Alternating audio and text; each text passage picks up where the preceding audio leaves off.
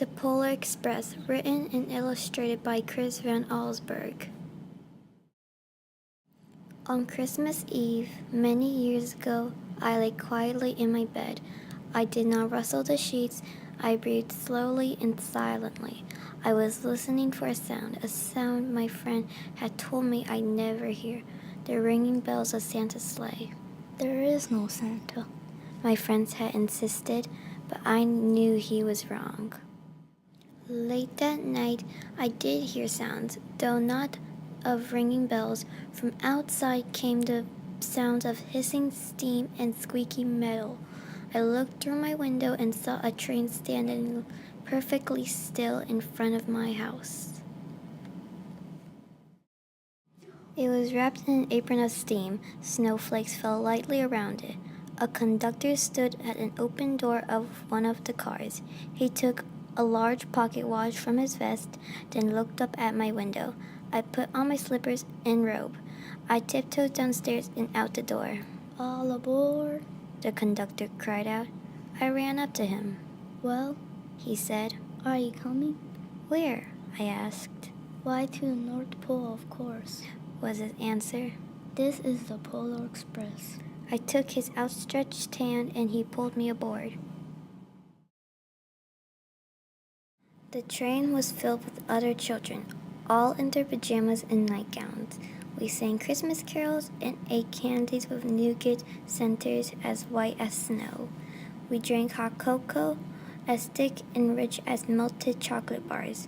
Outside, the lights of towns and villages flickered in the distance as the Polar Express raced northward. Soon there were no more lights to be seen. We traveled through cold, dark forests, where lean wolves roamed and white-tailed rabbits hid from our train as it thundered through the quiet wilderness. We climbed mountains so high it seemed as if we could scrape the moon, but the Polar Express never slowed down. Faster and faster we ran along, rolling over peaks and through valleys like a car on a roller coaster. The mountains turned into hills, the hills to snow-covered plains. We crossed a barren desert of ice, the great polar ice cap. Lights appeared in the distance. They looked like the lights of a strange ocean liner sailing on a frozen sea. There, said the conductor, is the North Pole. The North Pole. It was a huge city standing alone at the top of the world, filled with factories where every Christmas toy was made. At first, we saw no elves. They are gathering at the center of the city, the conductor told us. That is where Santa will give the first gift of Christmas. Who receives the first gift? We all asked. The conductor answered, He will choose one of you. Look, shouted one of the children. The elves. Outside, we saw hundreds of elves.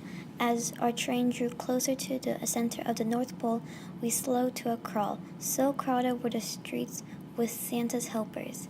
When the Polar Express could go no farther, we stopped and the conductor led us outside. We pressed through the crowd to the edge of a large open circle.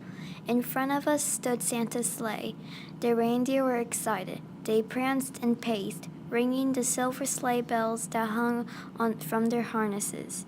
It was a magical sound, like nothing I've ever heard. Across the circle, the elves moved apart and Santa Claus appeared. The elves cheered wildly.